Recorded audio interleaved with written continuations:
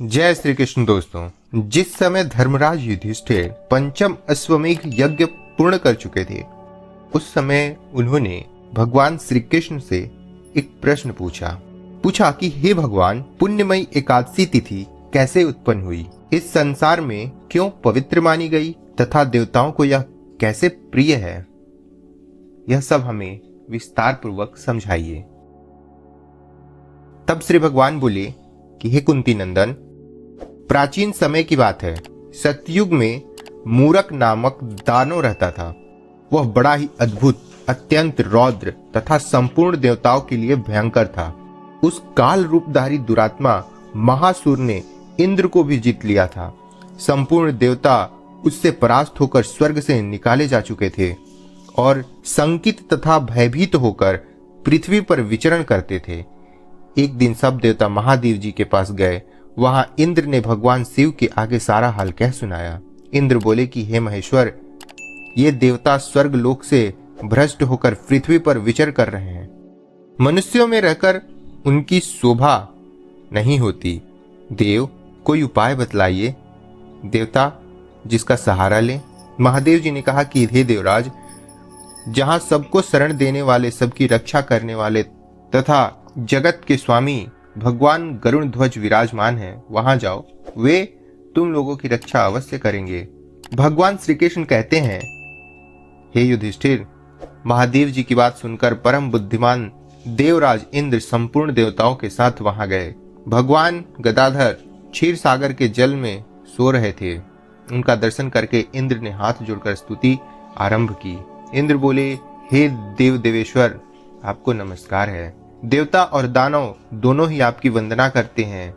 हे पुंडरीकाक्ष, आप दैत्यों के शत्रु हैं। मधुसूदन, हम लोगों की रक्षा कीजिए। जगन्नाथ, संपूर्ण देवता मूर नामक दानों से भयभीत होकर आपकी शरण में आए हैं। भक्त वत्सल, हमें बचाइए। देव देवेश्वर, हमें बचाइए।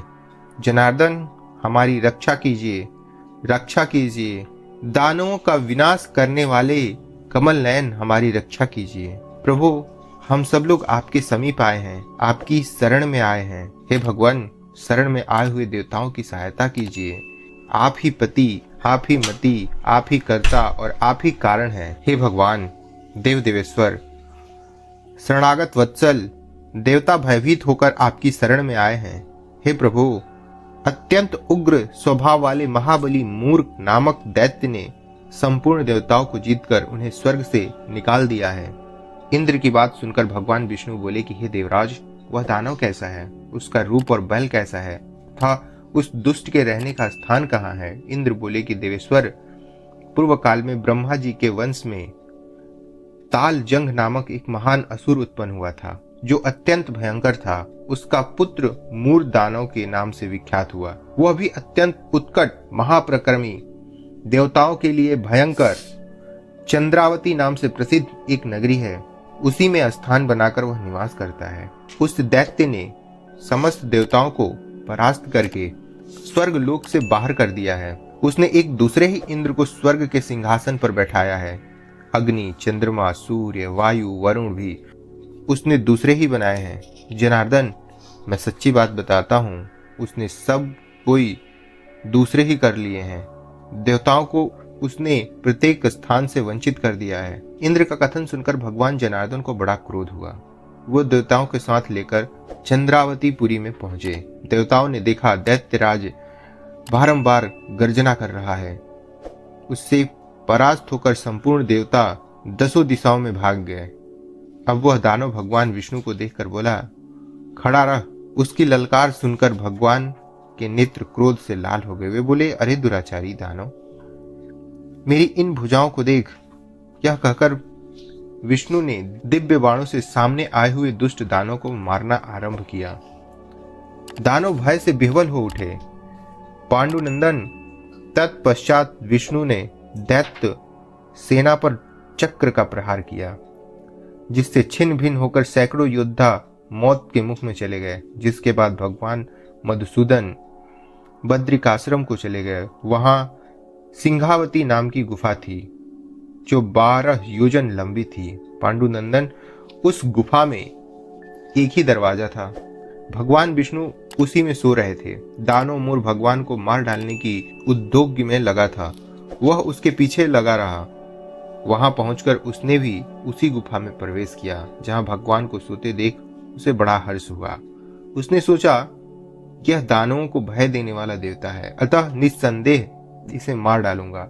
युधिष्ठिर, दानव के इस प्रकार विचार करते ही भगवान विष्णु के शरीर से एक कन्या प्रकट हुई, जो बड़ी ही रूपवती, सौभाग्यशालिनी तथा दिव्य अस्त्र शस्त्रों से युक्त थी। वह भगवान के तेज के अंश से उत्पन्न हुई थी। उसका बल और पराक्रम महान था। युधिष्ठिर, दानवराज मूर ने उस कन्या को देखा। कन्या ने युद्ध का विचार करके दानव के साथ युद्ध के लिए याचना की। युद्ध छिड़ गया। कन्या सब प्रकार की युद्ध कला में निपुण थी। वह मूर नामक महान असुर उसके हुंकार मात्र से राख का ढेर हो गया। दानव के मारे जाने पर भगवान जाग उठे। उन्होंने दानव को धरती पर पड़ा देख पूछा, मेरा यह शत्रु अत्यंत उग्र तथा भयंकर था, किसने इसका वध किया? कन्या बोली, स्वामिन, आपके ही प्रसाद से मैंने इस महादैत्य का वध किया है। श्री भगवान ने कहा, कल्याणी, तुम्हारे इस कर्म से तीनों लोकों को मुनि देवता आनंदित हुए हैं। अतः तुम्हारे मन में जैसी रुचि हो उसके अनुसार मुझसे कोई वर मांगो। देव दुर्लभ होने पर वह वर मैं तुम्हें दूंगा, जिससे तनिक भी संदेह नहीं है। वह कन्या साक्षात एकादशी ही थी। उसने कहा, प्रभु, यदि आप प्रसन्न हैं तो मैं आपकी कृपा से सब तीर्थों में प्रधान, समस्त विघ्नों का नाश करने वाली तथा सब प्रकार की सिद्धि देने वाली हूं। जनार्दन, जो लोग आप में भक्ति रखते हुए मेरे दिन को उपवास करेंगे, उन्हें सब प्रकार की सिद्धि प्राप्त हो। माधव, जो लोग उपवास अथवा एक भुक्त करके मेरे व्रत का पालन करें, उन्हें आप धन, धर्म और मोक्ष प्रदान कीजिए। श्री विष्णु बोले कि कल्याणी, तुम जो कहती हो वह सब पूर्ण होगा। श्री भगवान ने कहा कि हे युधिष्ठिर, ऐसा वर पाकर महाव्रता एकादशी बहुत प्रसन्न हुई।